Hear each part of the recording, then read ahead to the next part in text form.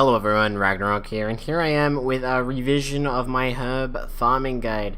This is going to be an update of the herb farming guide because the previous one is now outdated, as with Canny Valley Part 2 we have got an even better method.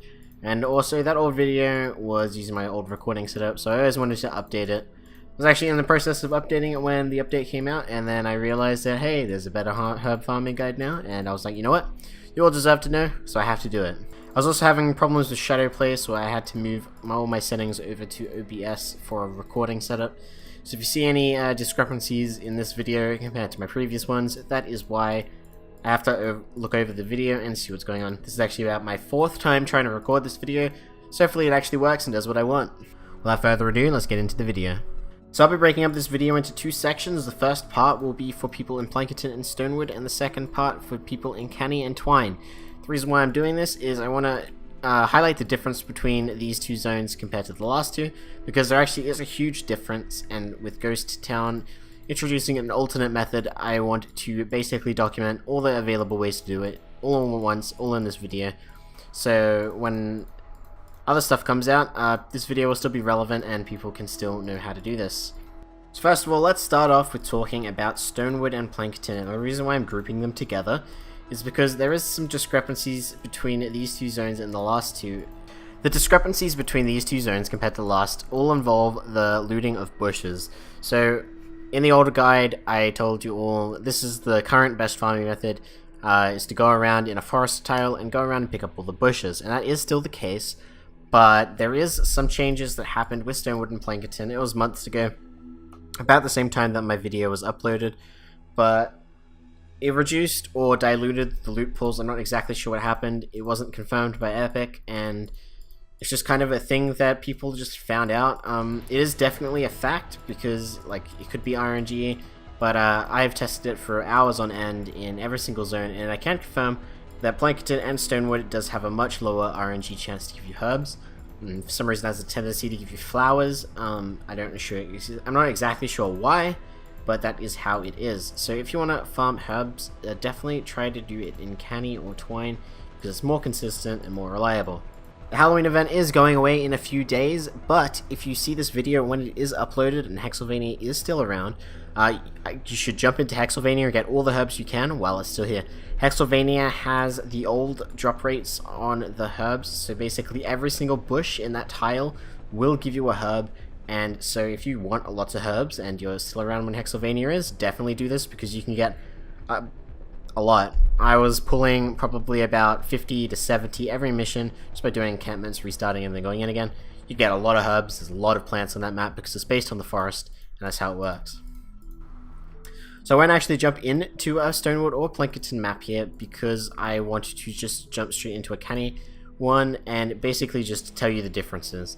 It'll be a lot easier to explain the differences. So if you are in Sternwood and Plankerton, just try to get to Canny for now. You can use the looting method on the bushes, however, it is going to be inconsistent and you're better off waiting. Gas traps isn't actually that useful in the early game, so don't feel too bad if you don't have a huge stock of them. So don't forget, for this method you either want to have a double loot setup like this, which gives you the 18% double loot chance, or go with a speed build with Dire or one of the other ninjas or outlanders that have the dash. Whatever you prefer, personal preference. I like the double loot, but speed is definitely a viable option now that you can stack so much movement speed on melee as well. So if you want to go for a movement speed build, you want to go with a fast character with a melee weapon that also has movement speed rolled onto it, and then you can run around and loot while holding that melee weapon.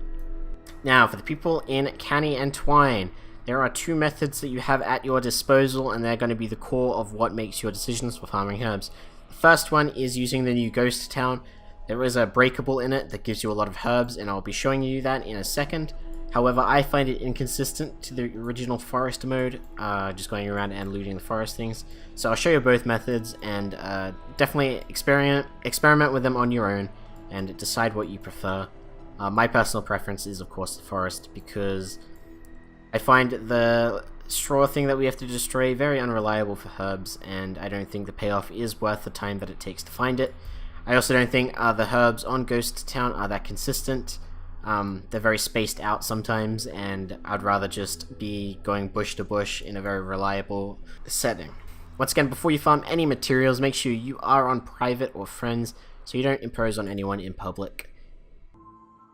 So if you did see my previous herb farming guide, I did recommend in that video to stay strictly to mushrooms.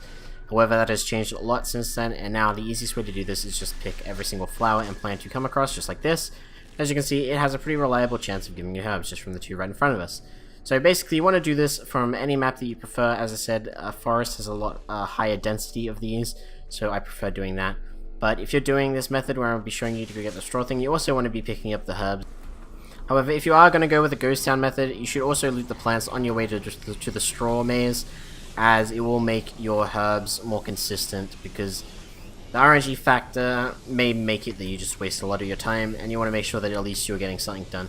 So we're actually very lucky here. As I was talking, I didn't expect this to happen. We found the straw maze. So this is going to have the thing in it that gives us all the herbs, and it's right here. You get to the end of the maze, and let me just break through this because it's wasting my time. And here we go. This thing here will give us all the herbs we need. So here we go. Are you ready for this? And here we go. Lots and lots of herbs. So each one of these gives us 2, for a total of about, let's see, total of about 16, which is pretty decent. Of course, it doesn't factor in our double loot. It doesn't seem my 18% popped off at all there, so that was unfortunate. But that's how it is. So for the ghost town method, I did find the most reliable way to do this is as soon as you find the straw statue, just leave the mission, as that gives you the highest amount of herbs in one go. So you want to reset so you have that chance to find that treasure trove again. As I said, the ghost town method is inconsistent. However, if you are lucky and find a lot of these straw statues, you get a huge boost to your fibrous herbs, and you'll be making just an infinite amount of gas traps that you will ever need, and it will be beautiful. Now, instead of going back in, I am going to go on to the next method, as I think that just demonstrates how exactly that method works. Naturally, you won't be that lucky, you won't find the maze straight away in every single map, but you get the idea. Just go around, look for that maze on your hoverboard, or go around on a fast character, look for that maze, break the statue, get the herbs, and abort straight away to go find it again. As I said, make sure on the way you also loot the bushes, because it just makes it more consistent and make sure you're not wasting any of your time. If you want a more consistent and more reliable method that doesn't rely on RNG spawns, you can go with the forest method. For this, I recommend going into twine so you can find the top of the forest. So once again, we want the forest tile. I'm going to go with this category 3 right here, and once we get into the game, I'll show you exactly how we're doing this. Okay, now that I've loaded into the forest, it is quite simple, very similar to my old guide. If you have seen it, you want to go around and just loot every single bush, every single mushroom in sight, and they will give you herbs, just as you see here. Just like my old video, I'm going to do a quick time lapse just so you guys get an idea on how consistent this is. As I demonstrated, this method is very RNG based, so don't feel down if you don't find any of the herbs or you're very unlucky. Epic has definitely tampered with these drop rates, even if it hasn't been in the patch notes. It's definitely much more consistent in the past, and if you go to Hexylvania, if it's still there, you can definitely see that it is much more reliable. So if your Hexylvania is still there, definitely go and just basically see what I'm talking about. Over there, herbs are literally pretty much guaranteed per bush, and now they're not, so it's very interesting to see what Epic has done with this. Mushrooms are still more reliable for the herbs, in my opinion. Well, they are, just factually. But don't forget that the bushes also give you herbs, and also it just gives you like more things to do. Because as you're going along in a path, you just want to loot everything. As you can see in this time lapse, I'm just going around and I'm just looting everything in sight. It's just that simple. So just like with the previous methods, as soon as you feel like you are starting to be inefficient, so for the purposes of this video, I'm going to pretend that I'm being inefficient, even though that's obviously not the case. But if you just all of a sudden just can't find any plants and you just feel like you're wasting time for some reason, just abort, restart the map, and hope that you get better spawns. It's the easiest way to do it. Pray to the RNG gods that the maps actually generate in a way that's favorable to you, and just go around and loot all the plants. Once again, there are 2 methods as I highlighted in this video. Consider them both, try them both out, see what you like. I still prefer the consistency of the bushes. However, if you are lucky, there is no doubt in my mind that that straw statue that you break gives you definitely way more herbs. You're definitely much more guaranteed to get a higher yield if you're lucky. But once again, RNG is a fickle thing, and it's RNG. Nothing more to say. That will be it for this video. Thank you all for watching. Once again, I just wanted to go over the hero loadout. So I use the double loot setup, which is from Pathfinder and Recon Scout. But it is also definitely much more viable, and I'm kind of leaning towards it as well. I have been trying it out in my own private sessions, but I don't think I've done enough testing to really form a huge opinion on it yet. But I did want to mention it as definitely a viable option. If you have Dire or any other of the Outlanders with a lot of phase shifts, like Rook for example, it is definitely viable to pick them and go around with a melee weapon that has movement speed rolls. Movement speed rolls are very helpful, as, you know, with a hoverboard you have to get on and off it all the time, but with melee you can have it out all the time while you're going around picking up the bushes without ever putting it away. So it is definitely useful in that case. So once again, that's another thing you can test out. Once again, I just wanted to put more things in this video than the last time. Basically, putting in all the methods that I know of, trying to stay away from the unreliable sources of information and stuff like that. I hope this video was informative and helped you guys out getting all the herbs that you need.